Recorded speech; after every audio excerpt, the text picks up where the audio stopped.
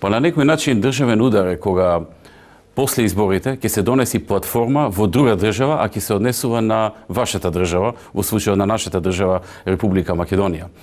Кога таа платформа не е изнесена пред граѓаните на избори, кога граѓаните не се согласуваат, кога таа платформа е спротивна на уставот на државата и кога политичарот кој што е прифаќа таа платформа е уценет.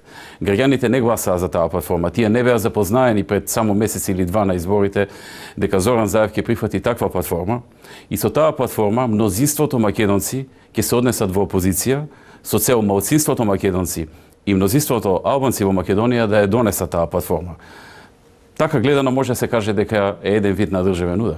Ова што сега се прави е спротивно на уставот на Македонија, се оди кон бинационална држава, се занемаруваат другите етнички заедници во Македонија, како што се турците, ромите, србите, бошњаците, власите, хрватите, зошто да не, така што сите се ставаат во една споредна позиција, а се фаворизира само една. Се фаворизира албанската етничка заедница и тоа се прави неуставно.